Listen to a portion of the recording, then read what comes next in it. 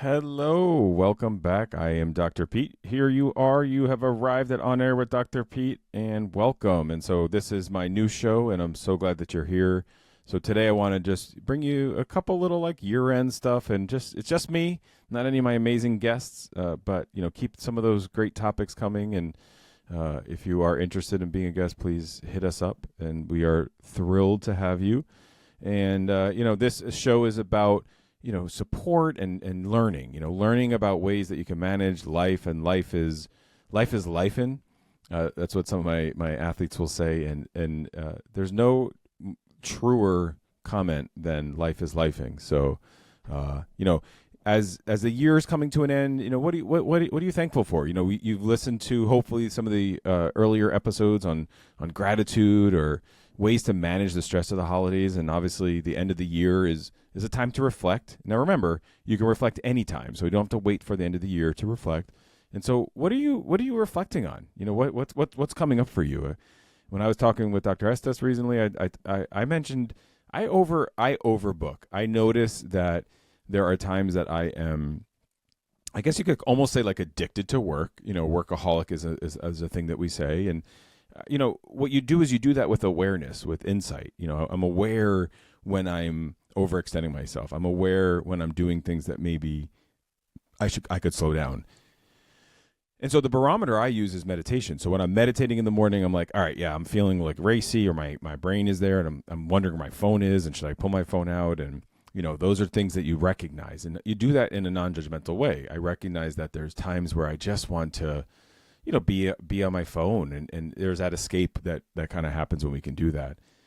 And so there's some techniques that we can use, and that's what I'm giving a lot of tips of that. And so one thing was, shout out to my colleague Peggy Swarbrick and 8 Dimensions of Wellness. And I've always talked about wellness, before I knew what it was. And in today's world, we're talking a lot about well-being and wellness kind of being used synonymous, but listeners, I want you to sort of differentiate that well-being is more global. It's kind of your overall feeling of self and accomplishment, and how just overall health is. That's well-being. And wellness are the strategies that you can use to get to your well-being. So I sort of think of like arrows pointing up, getting to that well-being. And these 8 dimensions are physical wellness, emotional, intellectual, social, spiritual, occupational, environmental, and financial. So I'm going to break those down like real quick. So physical wellness, did you get your checkup this year? If not, schedule that for next year. Schedule that when you can. What's your body weight like? And are you exercising? Where are you in that physical arena? And what's sleep, hydration, some of the basics, like Maslow's hierarchy of needs. What are your basics around how you're feeding and fueling your body? Emotional wellness. Are you regulating your emotions, managing stress, and, balancing your priorities, understanding your values, able to, not let people walk all over you. Rather, can you set some boundaries so that people don't have that impact on you?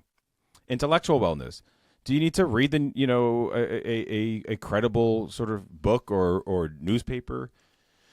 Not social media. So intellectual wellness, if you're only getting your information from social media, please check that. We don't know, and there's no there's no limits for where people and what they post. Social wellness. Spend some time with friends and loved ones. Even if you're an introvert. I really connect with introverts. I present as an extrovert, but there's a real introversion, piece to me. And so even in that, you recognize that you need some kind of social wellness. Maybe it's just going to watch people. Like, it might not necessarily, just having to be with people or actually interact, but sometimes just being around. So in meditation, we have a thing called asanga, and just sitting with other people and meditating is really, really, powerful. And then another level is, what are your supportive relationships? And that's critical, as for the human race. Spiritual wellness. So for me, it's mindfulness, but maybe finding other sort of meaning in life. What's your purpose? Could be religion, but spiritual is definitely more global. Occupational wellness, is it a vocation or a career? Some of us are just kind of, punching in, punching out. That's cool. But maybe occupational, like, is there some change that you want? Maybe a raise, a promotion, things of that, or a change in your career. Vocation is calling, just to differentiate, since I mentioned career and vocation. So a calling, for me, I feel like psychology is a calling, where I'm pulled to kind of help people and give them tools to reduce suffering. Environmental wellness, this is a mindfulness also concept of what be your surroundings. Do you want to pull some weeds? Do you want to water the flowers? Notice the trees. Kind of just be around and the nature. It doesn't have to be hiking per se, but if you like hiking, get out there and do that. And financial wellness. Do you have a budget? This is something I'll do. As a behaviorist, I'll kind of help people think about where they're spending their money.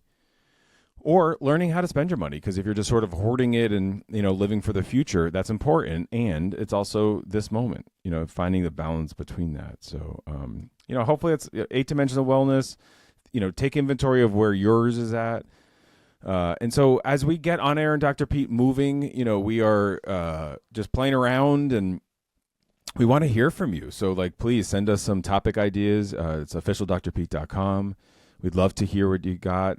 Starting January, we've got a lot of great guests lined up, and going to roll this out every Friday. So, look for us everywhere you listen to your podcast, tune in that way. And if you have ideas, so these, first few episodes, bear with me. And, we're just trying to iron some things out, get some stuff out there and experiment, because life is an experiment.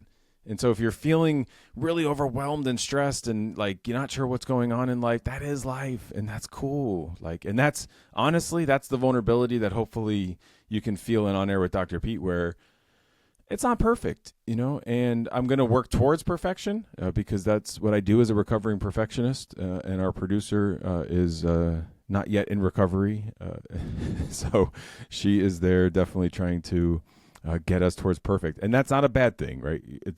There's a judgment inside of that. And I'm saying that a little jokingly, but we are just, ironing out some of the kinks, and we are, thrilled that, come New Year, January, we got a good lineup here, and things are going to start to be seamless and, connect in that way. So this time of year, just, reflect on things, what's going on, how is your well-being? How are your dimensions of wellness? And, thanks so much for tuning in. So we got a bunch of stuff coming up. Tune in, holidays episodes just to help you de-stress and learn some tools and techniques when you're around the table and politics, religion, or money comes up. So tune in. Follow me everywhere, officialdrpete.com. Like, share, and follow. And until we meet again, spread a little kindness and stay well.